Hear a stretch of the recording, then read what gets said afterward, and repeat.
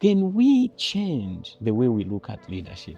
Maybe our politicians say, at the end of the day, we are opponents, but when it comes to national agenda, we'll stick to one agenda. You understand? We'll start pursuing industrialization, and it doesn't matter who comes in. This is the blueprint. They need to sit down together, okay, and agree. So what will change are people, but the blueprint of where we need to go should not change.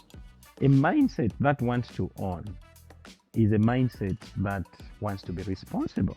We are in a space where we are an exception and not the norm, So when we go for these meetings, even when you go to look for suppliers of this and that, so you find that I'm from Zambia, right? I go to South Africa. I'm looking maybe for ingredients for our products and whatever. And then there are also a lot of other businessmen from Zambia. And then you find that I'm the only black guy from Zambia. The rest are Indians, others are Chinese, others are white, okay? So you are an exception. And people are even getting surprised. Oh, you are also a manufacturer, you understand? So you are more or less like maybe you just followed somebody's, you're an assistant or whatever it is, isn't it? And that is what pains me. And that is what makes me want to go back, to prove a point.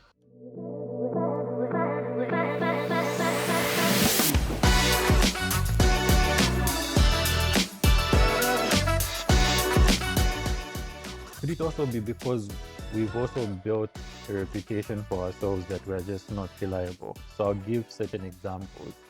Um, let's start with financial services, for instance. Yeah. You borrow money, somebody has to chase you to pay back all the time.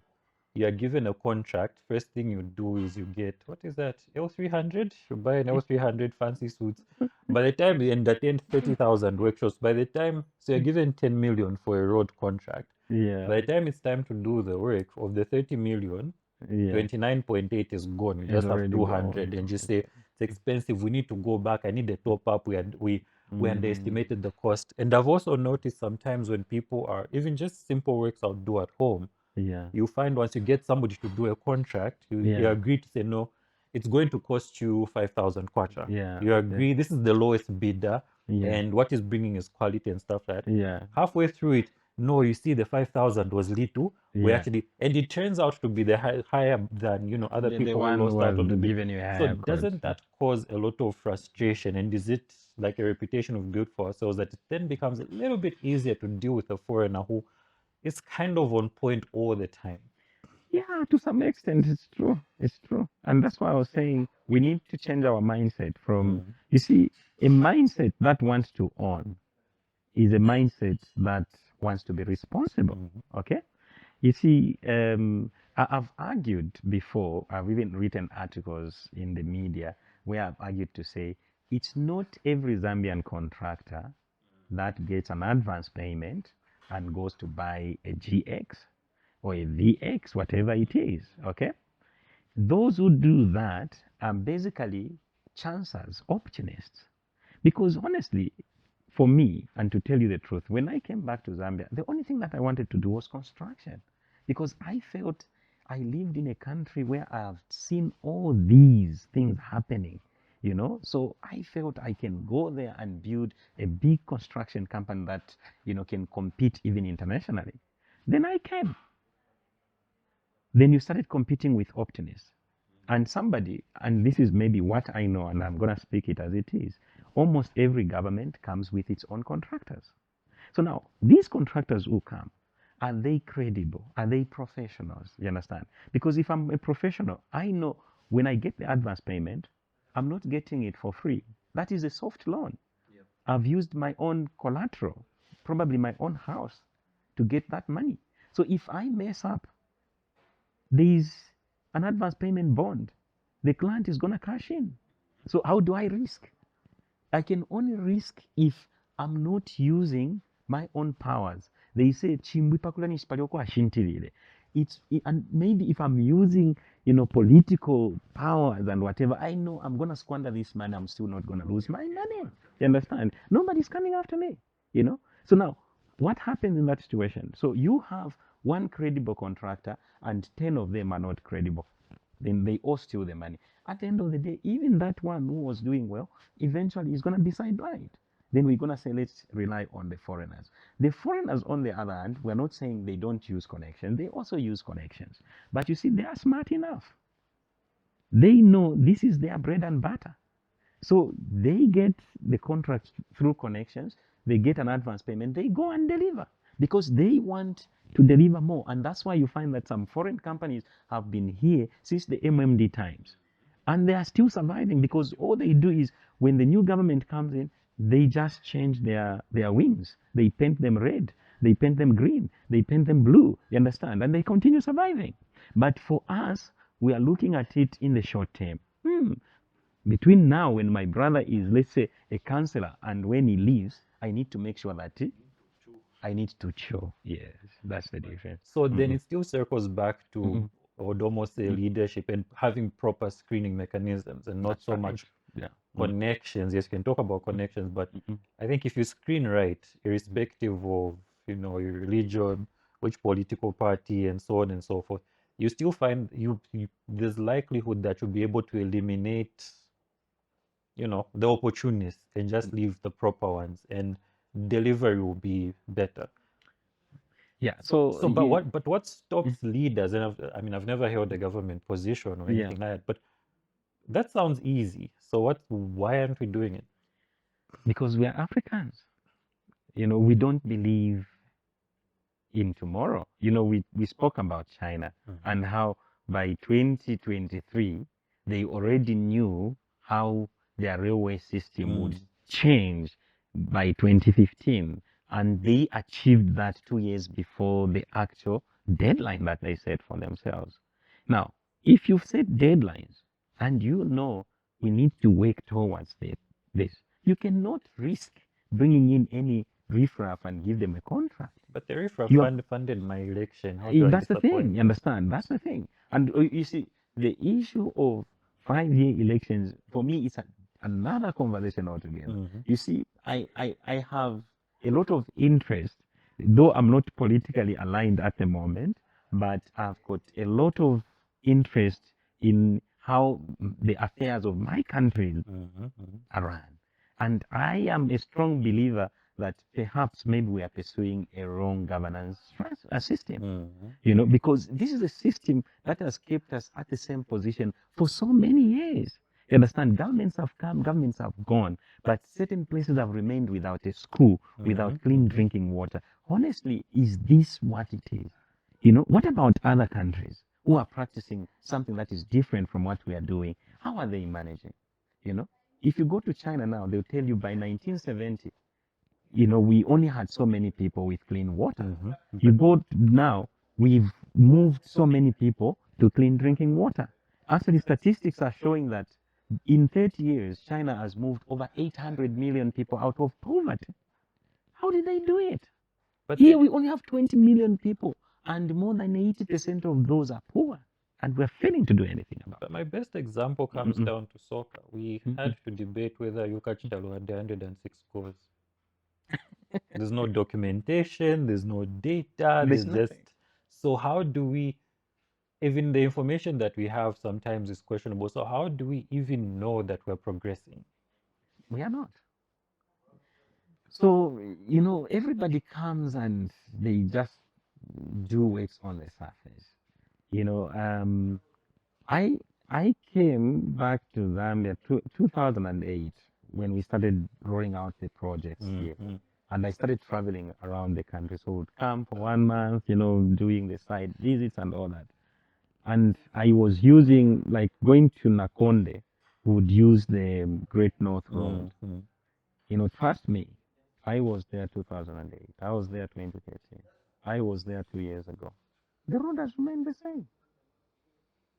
Nothing has changed. That's an You go to the important road. Sesheke road that comes to, is it Livingstone? It has remained the same. So I ask myself, honestly, if we are to be very, very honest, I know a lot of strides have been made. We are changing, but are we changing at the pace that we should? Can You we not understand? move fast? I think that's the Can't important question. we find a model that helps us move faster? Because people will argue to say, no, Zambia is not the Zambia that it was 20 years ago, which is very true. Yes. Okay? But, compared to countries with similar potential like ours, how are we faring? You understand? Is this the best that we can do? Or maybe we can do it better? You know? That is the question. Because people are so comfortable. You understand? You see, how did we not see that we'll have a bigger population in 2025 and we'll have more industries in 2025? And by 2025, we'll even be talking about EV vehicles. So meaning we needed to prepare for more power. We needed more power. You understand? We needed more. You see, China started preparing in the 90s. They built the Three Gorges. That's the biggest hydropower station. You know, we went there on a study tour, you know, and I was boasting to them that we've got Kariba. Then they said, go and see. This is more like maybe 100 times bigger. And you know, it caused a lot of inconvenience. They had to displace a lot of people, but they told them this is for the best, this is for the future. You understand? It's going But to hurt here, a little bit, yes, but look at where it's where taking are we us. going? Yeah. You know, so they saw all these because in China now, all the high-speed trains run on electricity. The whole country now is standing on high-rise buildings. You know, I lived on the 42nd floor. You know, when there's no power, you are stuck. You die up there, you know, because the aircon is not going to work, everything is not going to work. So they make sure that when there's no power, it's a specific time, and they'll make sure if it's 1 hour, it's back, so that people are not inconvenienced. You know, there are places there which are very cold. You cannot survive if you don't have the heating system. So how? But then here, how did we miss all that? You understand? Could it also be that we're comfortable? I think I was talking to a friend of mine, right? Is there a season where we lack anything in Zambia? So right now we've got mangoes. So even if you're on zero, you're going to survive on mangoes and water in somewhere. The moment mangoes finish, I think we go into sweet potatoes for some time. Yes. Once sweet potatoes are done, we're already into groundnuts and this and that. Yes, And you've yes. got it's the season for calembla. By the time so we already have food, and the temperatures are also not too extreme. No. So This is paradise. so could our mindset be that we're already comfortable, at minimum we won't die, whereas our friends live in extreme conditions where if certain things are not met, then that's it, you're dead. Yeah, I think that is correct. There's actually a place in China that is so mountainous, okay? And I think I even posted some pictures on my Facebook page some years back where I was saying, look at these people. Their place is mountainous. But then on those mountains, they have done they are doing farming. You understand? So it looks like a stepping, like steps. They're steps, but they're You know, actually they are big. actually places. So here they will cut a mountain and then create a field where they can grow. But then here we've got flat land, you know. So sometimes, you know, members say, maybe which we should have, but you see, I'm also saying, is the comfort that we have the comfort that should make us comfortable? You know what I mean? I still don't see it, you know. Yeah. You know, I came from what I would say a poor family because I lost my parents way too early. So at some point, really, I realized we only had ourselves. So it was me, maybe my brothers, and whatever. Even now, I know for a fact that whatever I've accumulated now, I lose it. I don't know where to go. Okay? So I'm trying to protect it. Now, what is it that makes us comfortable? For me, there is nothing. For me, what I feel, strongly feel, is what we are lacking is perhaps a group of people who can stand up and say, we are taking the leadership this way. You know, where there's no proper leadership, you can't go anywhere. So the challenge that we have is, you know, every 5 years we keep changing people. Every 10 years a new president comes, you know. So there is little continuity, okay? So we are running on cycles of 5 years. We are not holding on to anything. This one will come and tell us, when I come, you'll be getting free maize, free mealie meal, free whatever, understand? Then we quickly rush, we go and give that person a vote, is it? Then he comes, he can't do it. Another person comes, we start looking to the other one. You know, Exactly. can we change the way we look at leadership? You know, can maybe our politicians say, At the end of the day, we are opponents, but when it comes to national agenda, we'll stick to one agenda. You understand? We'll start pursuing industrialization, and it doesn't matter who comes in. This is the blueprint. They need to sit down together, okay, and agree. So what will change are people, but the blueprint of where we need to go should not change. Yeah. And that's where my question is going to. So, who should design that blueprint such that if this guy comes in, they should respect it? We just need selfless politicians to do that. Without political will, you can go anywhere. Yeah. You understand? And I saw it in China. They changed the way they do their politics. During the time of Chairman Mao, it was 100% communist style of management. When Deng Xiaoping came in, he changed. He said communism and capitalism with the communism characteristics. He opened up to the world. Chairman Mao closed himself to the world, So they changed. So from there, the perspective changed. They said our people should live comfortably, even as we pursue our communist ideas, So they still hold firm the direction of the country, but then they still open up to allow, long-term planning, businesses to grow, and their people to grow, Yeah. Okay. Mm. No, that is really enlightening. Mm. And you transitioned from a technical engineering role into a senior executive position. What was the most difficult part of the shift, and how did your engineering background actually prepare you for that C-suite? Yeah. I think that for me, the transition was not really very distinct because, like I said, from school, I joined a company that was doing EPC project and investment into renewable energies. So I was hired as an engineer, quite all right, but I went into the international business department. Yeah. So basically, I started explaining engineering theories, to people who didn't understand engineering. So it's like you get an engineer to come and explain about how a hydropower station is going to run, because he better understands it instead of using a business person. So I became an international business manager and all that. So basically, from that time, I started coordinating a team of around 12 people. So the leadership training started from there. But of course, I have always benefited from the concepts of engineering. Like I said, engineering teaches you to be logical, analytical, and precise. To use precision thinking, to do your thing. So basically, that transition has been a bit smooth for me. Okay. Yeah. You have a philosophy: Mhm. safer, faster, better, cheaper. Yeah. This is a powerful mantra, by the way. Mhm. Could you walk us through a specific tough decision where these four principles were in tension with each other, and how you navigated that to arrive at a final core? First of all, how did you arrive at this, and then you can go into the question. Yeah.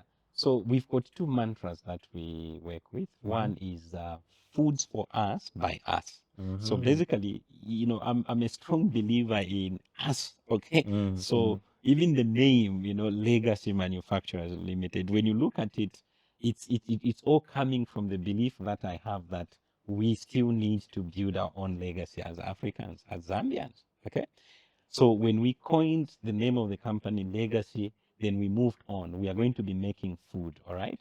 Now, this food, who is going to make it? It's ourselves. So basically, we'll be growing the grains, the maize, the soybeans, and then we'll get that maize and soybeans, bring it to the processing factory, which is going to be done by Zambians, okay? After we process, we are going to take it to the market ourselves and sell to ourselves. So foods for us by us. Now, how do you support such a mantra? Then you need to consider, there are so many factors. Like those of us who are in food, there is food safety. And there is also, of course, occupation health and safety. Okay.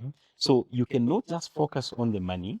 The lives of the people, that are working for you, and your consumers also need to come first, is it? So that's why we have safer, then faster. We need to deliver to our customers, within the shortest period of time. We should make sure that none of our customers is gonna be short of our product. Okay, so we need to do that faster. Then the other one, Cheaper. then the other one, the cheaper is the last one. Mhm. So safer, faster, better, cheaper. Better, yes. So now, when we do it safer and we make sure that we've done it faster, then we need to make sure that it's better. So issues of quality come in. Okay. So we need to do it in the best quality possible, and then we need to deliver it cheaply. But these are always in conflict. How can you do safer? It means you need to make sure that your workers are in full PPE, And that takes time. everything, you need to make sure. So there's all that aspect. And then how do you make sure that it's delivered, faster? It means you need to invest in the best modes of transportation and all that. And then how do you make sure that it's better? Quality issues also, they don't come cheap, and then cheaper at the end of the day. Yeah. So there's always been that conflict. Yeah, but one typical example I can give is, we've had to forego, maybe profits for a longer period of time to ensure that we achieve, we make sure that the mantra is in harmony. Yeah, and I think one of the lessons that we've learned is that, I know before we were told to say insanity is doing the same things over and over and expecting different results. For me, that's not insanity. That is actually consistency that leads to success. When I'm doing the same thing over and over, I'm learning every day on how to better do it. And I think that is also one thing that many entrepreneurs, that's a mistake that they make. They start a business and then they quickly wash off their hands and leave it in other people's hands. You need to learn how things are done so that you can now design a model that delivers to your expectation. So when I sit here and looking at how somebody is sweeping, how they're doing it, I'm able to come and say, no, I think instead of doing ABC, why don't you do it this way? Understand? But then it doesn't take away what we are trying to achieve. The safer, faster, the better and cheaper. So basically we have had to deal with certain situations for over a long period of time. Just recently, we discovered that, we actually did not know that we could use 30-ton trucks to deliver to our customers. So our markets have grown, okay? But then we are stuck. We only have 15 tons, our own truck, and 10 tons, So we are still delivering using those. Not until we bought a 30-ton truck. And then we put it on the road. Then we realize it's actually cheaper, So what have we been doing, You see, so when you That's sit less at one place, drivers. when you sit at one place for over a period of time, you start learning, So now we've even brought in hired 30-ton trucks to help us to do the deliveries. And we realize it's even cheaper for us, So you need to sit in one place, be consistent, and be observant. Sometimes it takes you a year. You cannot get it in one day. No. Yeah, no. But at least if you have intention, like our friends yeah. in China, where you have intention to say, Yes. I would want to reduce cost by this much by day X. Exactly. And just every time you're looking at things, you're thinking, how can I How can I do optimize? How this? can How I can do I it? change it? How can I And change this it? it's the slow steps which lead to Exactly, something exactly. big in the end. Yes. Okay. When you founded Legacy, you were championing local value addition in Zambia. What convinced you that this was not just a patriotic endeavor, but a sound and competitive business strategy against established imports? To be honest, I've been sometimes, and a few of my friends and maybe my wife have told me that I'm too philosophical sometimes. Okay. We've been hearing all these Bemba things. Umano Shenda, Yes, yes. So I'm Chimbwi, too philosophical. Ashinchi. So, after spending so much time in China and all that, something just started growing in me.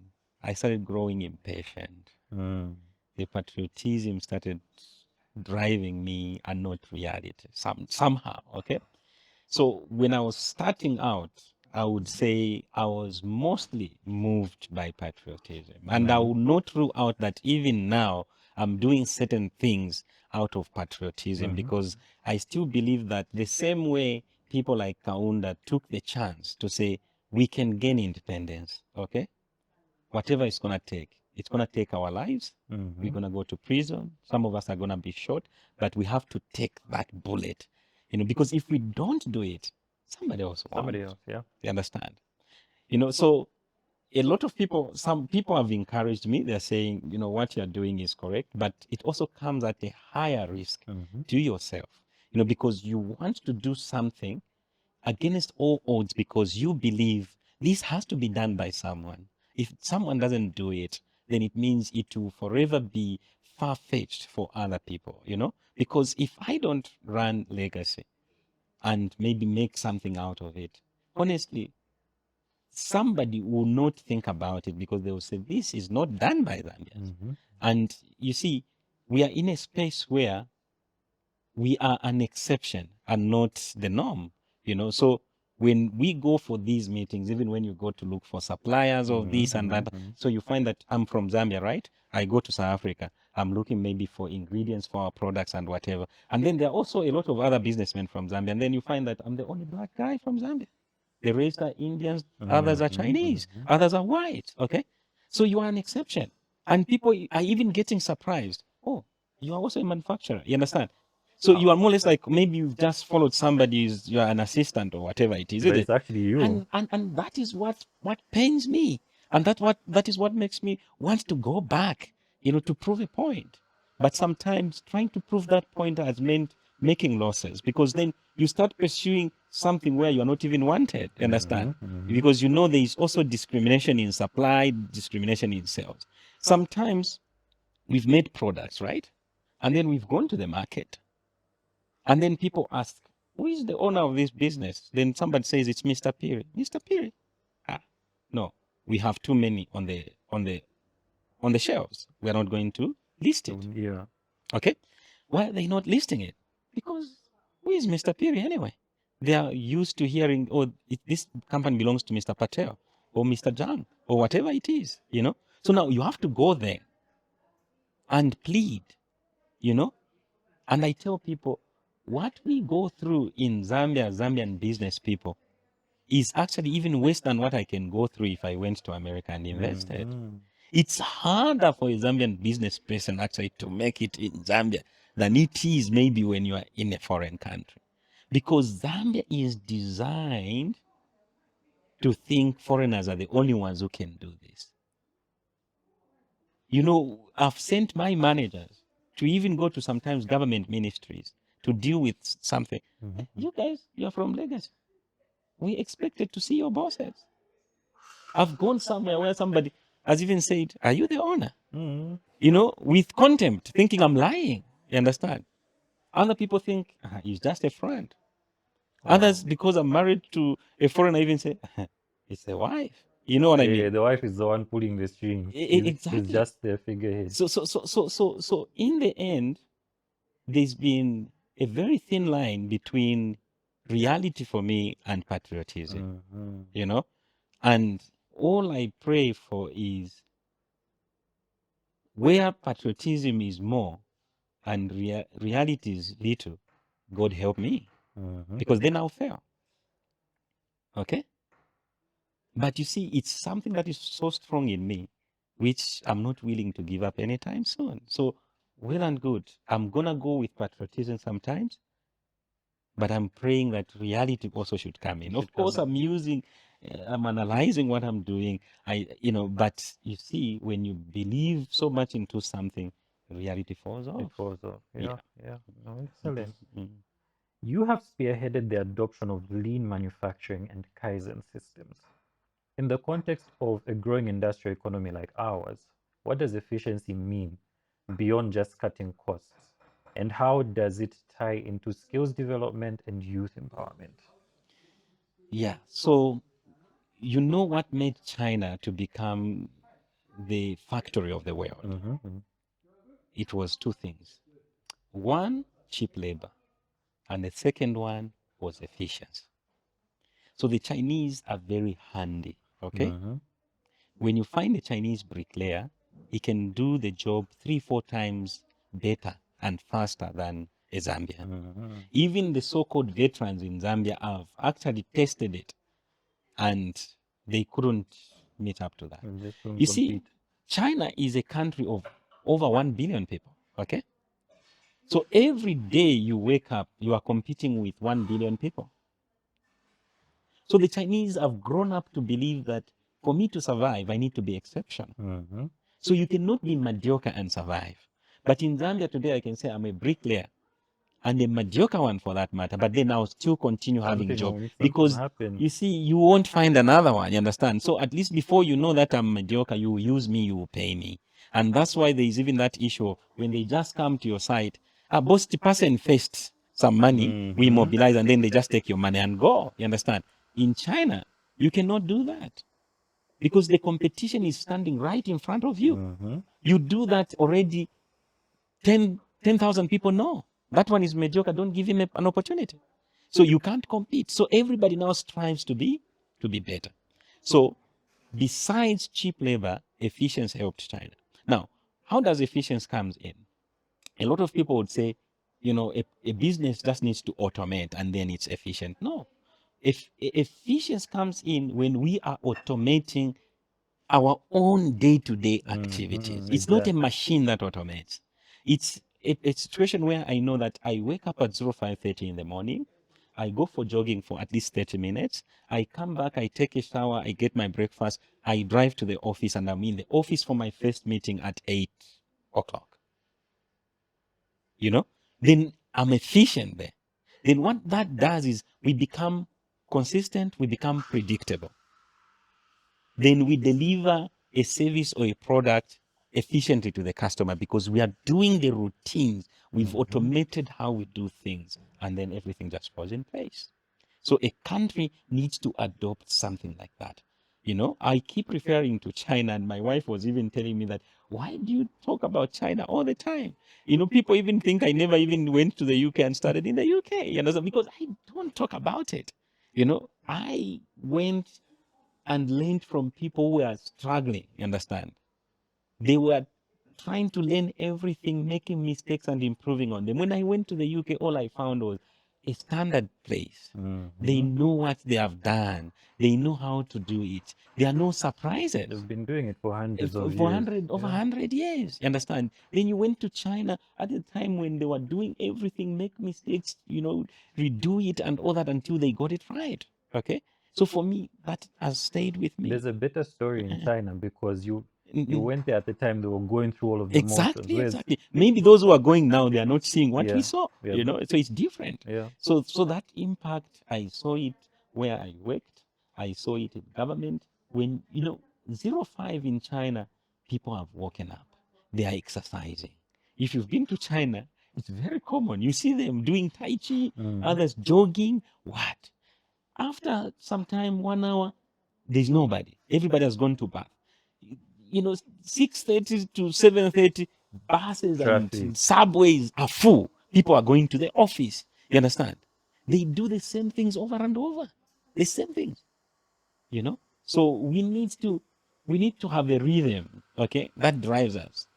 We need to have a certain efficiency. You can even blame me. We agreed 10 o'clock. I realized I wasn't going to make it by 9:30. I was sending a message. Yeah, I'm going to be late. I came at exactly. 10:10. You understand? You see, those are things that Just are the taking us simple backwards. things, You understand? That 10 minutes I costed you is 10 minutes that could have helped you do something else. But then how much do I account for that? Do I even care? Do other people care? You understand what I mean? Yeah. Mm-mm. Mm. Going back to the CEO role, Mm. you are the CEO of both Legacy and Green Lake.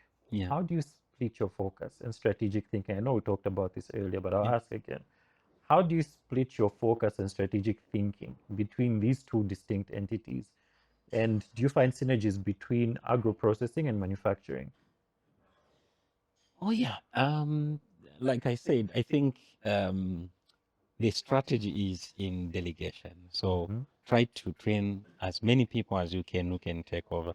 Like I said at the beginning, you literally do everything. So I and if you met any of the people that work under me, they will tell you that Mr. Phiri is always boasting that what you are doing, I was doing it and I was doing it better, and I don't lie because everything, when we started Green Lake, I was alone. I was the brain behind. I was the engineer. I was everything. I did it. Okay. And then later on, I left other people to also help me. And then they were doing a lousy job about it. I had to keep training the same things over and over. When we went to Legacy, when we started, we were like just 20 of us. I was the director, I was the production manager, marketing manager, literally everything. And I was even a driver. That time I was using my pickup to deliver products. Okay. So now, from 2020 to now, the company has grown. We have 300 workers. Okay. We've got more than 11 vehicles, big trucks that I can't even drive. Okay. So I understand what a driver does because I also did deliveries. I understand what a salesperson does because I did it. I understand production because I did it. You walked through the fight. Exactly. So some of the things that I used to do when I was alone, some people now who are specifically assigned to do those things, they even fail to do them. You find somebody is supposed to present a report every week. They don't do it. They are waiting for you to ask for To it ask for it. before it comes. I'm telling them that for me, that time I had no choice. I needed to look at all these numbers, you understand? Now I'm focusing on something else. You are left alone there. You're not doing it. What do you do when you come for work? Because this is the only thing that you look at. We've got WhatsApp groups for each and every department, but you still find that, honestly, I'm not boasting. Maybe I'm the most active person in all the groups. So this is your department. You're supposed to be active, is it? But then there's always this laissez-faire kind of doing things. I'm not saying they don't do a good thing. A lot of people are doing a lot of good things, but to what level, to what extent, you understand? So for me, those are the things that should define how we do things. We need to remove the concentration in terms of decision making and strategic thinking in one person. Most of the companies that are in Zambia right now, you find that the owners are not even here. If it's the Chinese companies that you see, more especially the private ones, you find that the people who put in their money, they will never even step a foot here. But their things will run. And things will still But run. can I stay for a year without visiting the office? Sometimes I travel out 2 weeks, I'm already panicking because you don't understand what you would expect. Sometimes we've lost money. You find people have stolen, people have done this, people, you understand? No, this stopped working. Nobody cares. You know what I mean? So all those things, yeah. But over time, of course, through blood, through sweat, we've built structures that are beginning to help. But of course, I'm very demanding. I expect much more than they are doing now. But I'm able to sit here and things can run on the other side. I think that's the best part, where you get to a stage that you are away and things are still moving and But you so on need and to so forth. be tough. You need to keep demanding the same things Yeah. every day. Yeah. Yes. No, I agree. Manufacturing sector. What are the biggest challenges and what are you guys doing? Manufacturing, like I said, in Zambia is dominated by foreigners. I would say maybe not the actual statistics, but I would say more than 80% controlled by foreigners. Because even the mili meal that we eat in Zambia, almost maybe 90% of Zambians survive on mili meal. More than 80% of that is coming from companies that are owned by foreigners who don't even eat that themselves. Okay. So the first one that we are struggling with is the technical know-how. Okay. You come into a space and you want to run things where no Zambian has done it before. Okay. So if you say security guard, every Zambian has been a security guard somehow, so they can teach you. Yeah. But then now I want to do manufacturing. Nobody has. Who is going to teach me? So when I started, there was nobody to teach me. I had no mentor in manufacturing. Everything, growing the business from where it was to where it is now, I've been doing it on trial and error. You see, and the worst part of it is you would expect that, and that's what we did. Let me poach people from other companies, Zambians from other companies that have existed here. People have come, 20 years, 30 years experience, 15 years, 10 years. You put them in your place. They expect you to tell them what they are supposed to do. How? I don't understand. I don't understand. And I think This is one problem that everybody will tell you. But then over time, because I like researching, understanding, I asked the whys and whys. I realized one thing. When you go to these foreign-run manufacturing companies, the Zambians who are there, they can stay for 10 years. Some of them have never even made a decision of their own because they were reporting to someone who is a foreigner. And this is the person who has a chance to sit in management meeting, actual management meeting, where actual decisions are made. You know, there is one thing being called a manager in a foreign company, and then you are not part of the decision makers. So for as long as you're not part of the decision makers, you don't know how that business is run. So now, for you, when you're starting, you go and you say, that one has been there for 20 years. He even has gray hair. He's worked there. You understand? Pick them, put them in your place, in your industry, and then expect them to make decisions. They'll be waiting for you. You know, you come. Why are you not running? Or they will tell you the problem, but they will have no solution. So now you need to, to tickle them so that solutions can come. Okay, is it because of this? Is it because, oh, yes. So what can we do? Can we do this? Can we do, I think let's do that. Understand? So you need to direct them to think. So now, everybody that has come to work for me at Green Lake or at Legacy, I've had to reteach them what they know, to teach them to be responsible, to own, to depend on themselves. Because where they're coming from, they depended on someone else. Then the other issue, of course, which is very general, is the issue of funding. There is no money. Banks don't lend money to a Zambian who hasn't operated for 3 years. When we started, we had invested millions of our own money, and I only needed money for operations. Nobody gave me. I had to sell off everything that I had. If I had a house there that I didn't need, my sister had something that she didn't need, sell, bring the money, Only when we did over 3 years and they saw that we were growing at over 100%, then they started showing interest. Of course, right now, because we've gone past that stage, even banks have come in and we are getting the kind of help that we need. But you see, if I'm to speak for others who are trying to start out now, it's not easy at all. You should be ready to sell off your hands and your legs for you to run, Which is even going to bring. There are other problems that we could go in, but generally, the technical side of things and the funding side of things, these are the ones that break dreams. They destroy visions. Yeah. Which is even going to bring me to another question where there are a lot of people looking to leave employment and set up their own enterprise. What should their first 1,000 days look like? And what are the common pitfalls that one should look out for to ensure a less bumpy ride? Yeah. Maybe you could have come across this study that was done that most businesses die before they clock 3 years. Now, when you look at the 3 years, that is exactly almost 1,000 days. Okay. So what does that tell us? So basically, the first 3 years of any business is more on the building side.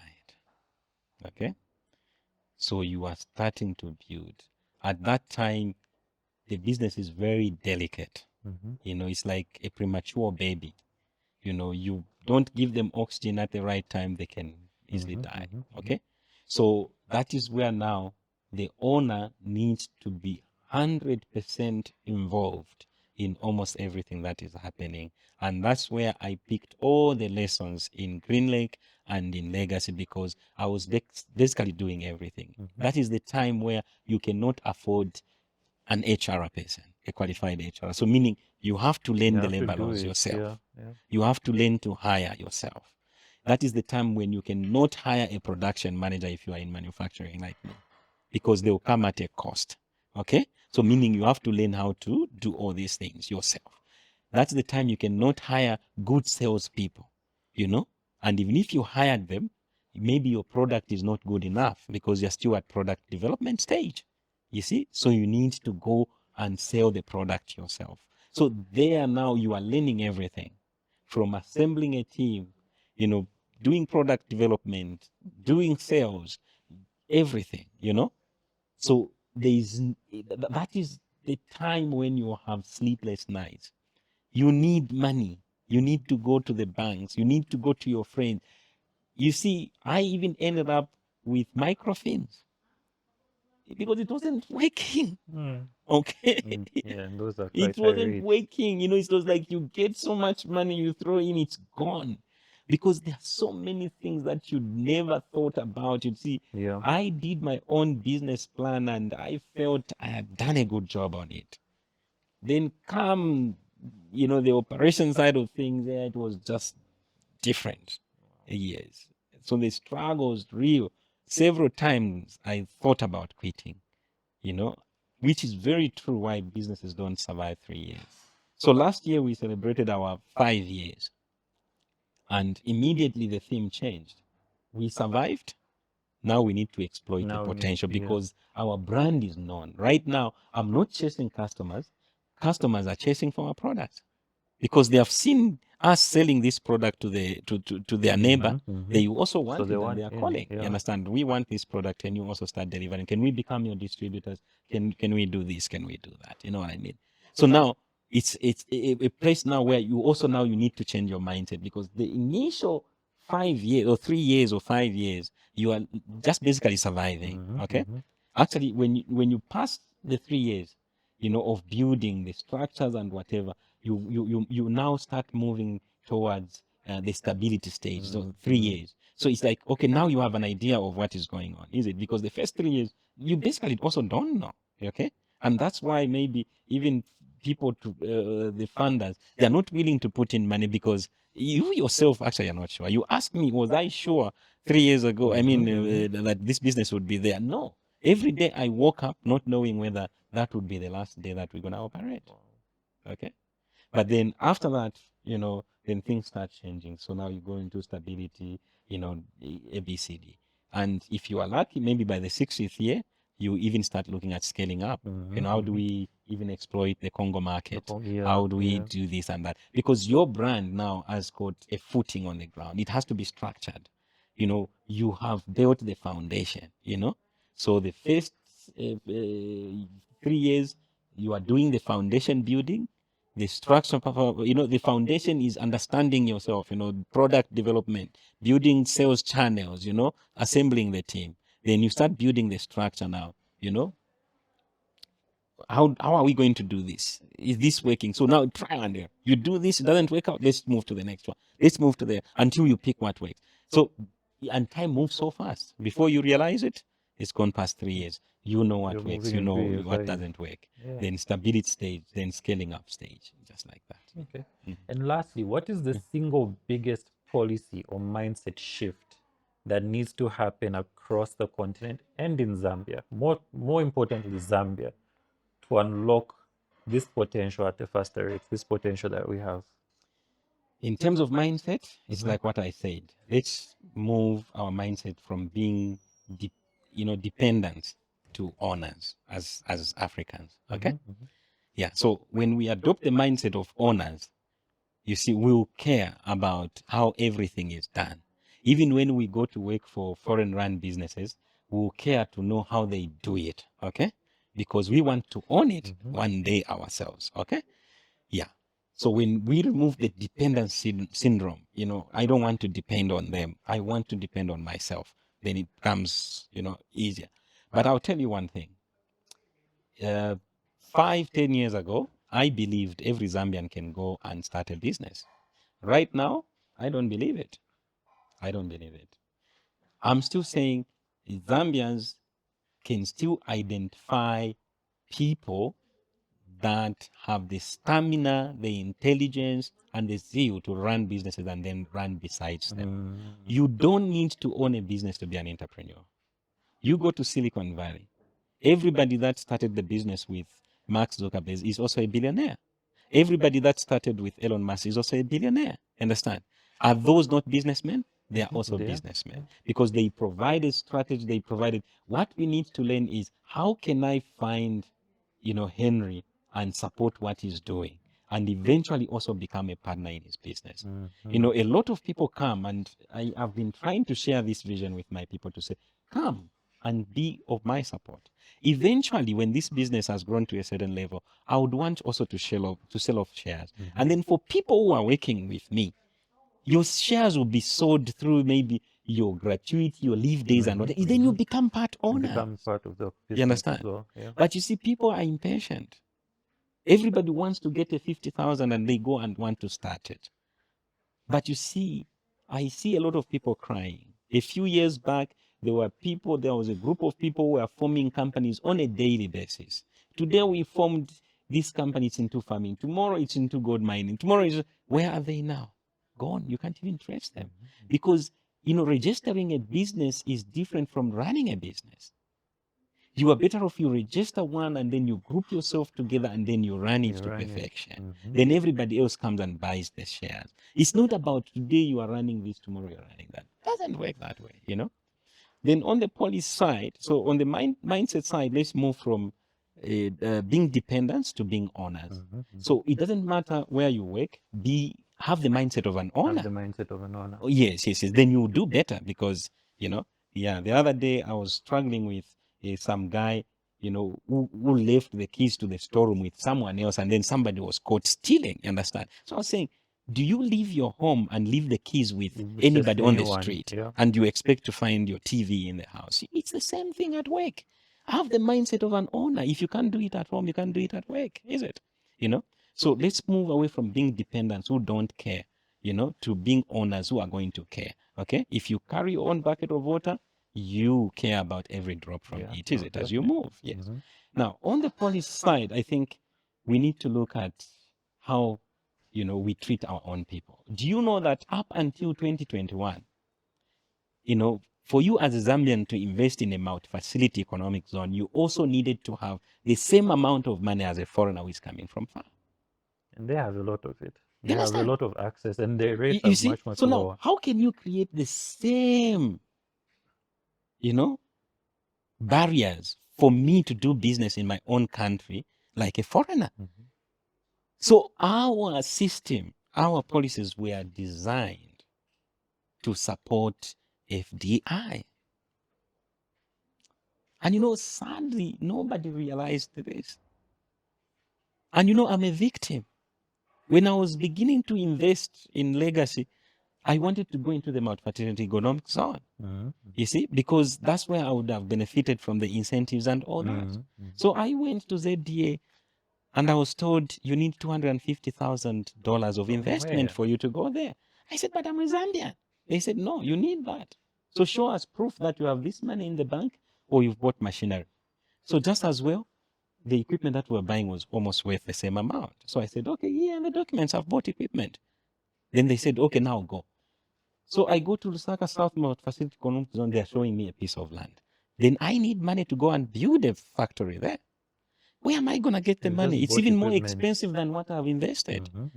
I can't. I went to Lusaka East. It's owned by the Chinese.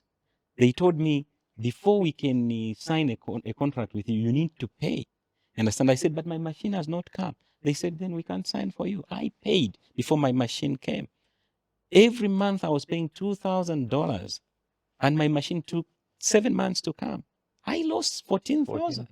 That's a lot. You see how difficult it was for me as a Zambian just to invest.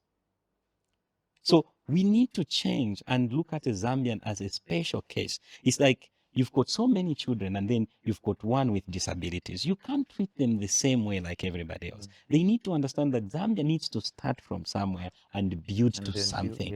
There is no way we can just go and copy, you know, and paste and we say, no, let's leave it like that. It's only after 2021 that they change to say a Zambian can invest in a multi-facility economic zone with $50,000. But for me, I've got an argument. No. Zambians shouldn't have a threshold. A Zambian who just wants to start up something, let them go to the multi-facility economic zone. For as long as they go into that zone, let them invest. And don't have any threshold for them. Let them benefit from the incentives. So that's why, while foreigners are starting with no taxes for 10 years, you know, Zambians start and immediately ZRA is knocking at your door. Everybody wants a share from what you're doing, even when you're not making money. Makes So it the too policy expensive. needs to change. We need more of Zambians to go into these spaces. It's not easy at all. It's more difficult for a Zambian to run a business than it is for a foreign. Yeah. Mr. Phiri, Kumbukilani, thank you so much for being part of our show. It was quite an exciting episode, and we hope that our viewers picked up a lesson or two. But from all of us at Money and People, it is thank you for watching and bye. Thank you. Bye. All right.